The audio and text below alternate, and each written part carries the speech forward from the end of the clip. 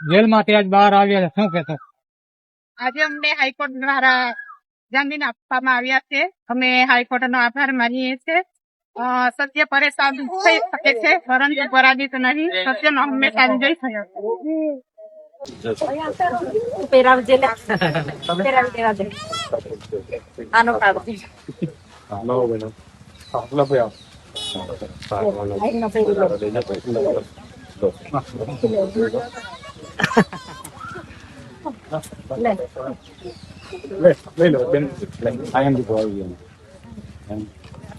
આ બાજુ જજો.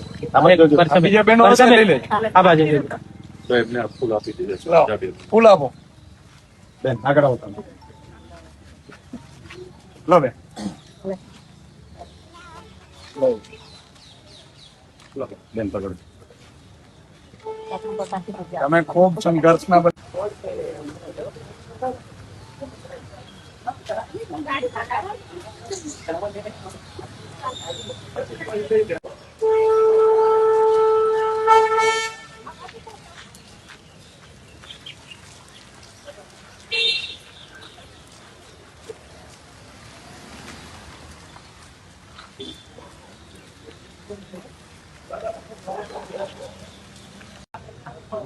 જે રીતે ચેતરભાઈ અને એમના પરિવાર અને આદિવાસી સમાજના ખેડૂતો ઉપર ખોટી રીતે કેસ કરીને એને તુરંત સજા અપનાવવામાં જ્યારે ભાજપે એટલો મોટો રસ લીધો હતો, ત્યારે આજે સત્યનો વિજય થયો છે.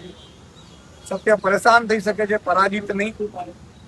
આજે માનનીય હાઈકોર્ટ તે ચેતરભાઈના પત્ની સંકુતલાબેન અને બીજા 4 એમ મળીને 5ના જામીન મંજૂર કર્યા છે. આગામી સમયમાં ચેતરભાઈ સહિત જે બાકી રહ્યા છે એમના પણ જામીન મંજૂર થશે, એમને પૂરો વિશ્વાસ છે. આ સમગ્ર કેસ ફરજી બનાવવામાં આવ્યો હતો, ફરજી રીતે જેલમાં નાખવામાં આવ્યા હતા.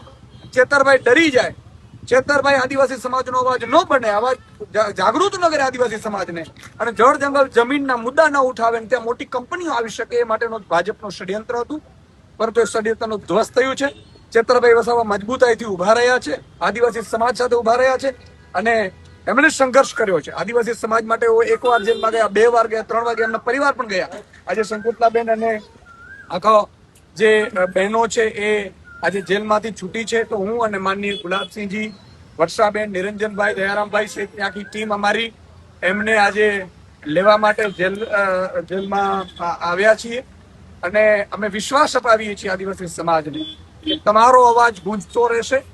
ચેતરભાઈ વસાવા ટૂંક સમયમાં જેલથી બહાર આવી જશે અને આદિવાસી સમાજ માટે બમણા જોરથી ચેતરભાઈ વસાવા લડશે.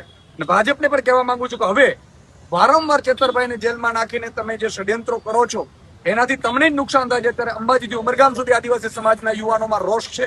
મહેરબાની કરીને હવે ચેતરભાઈ વસાવા ઉપર ખોટી FIR કરવાનું અથવા તો એને જેલમાં નાખવાના ષડયંત્રો ભૂલી જજો.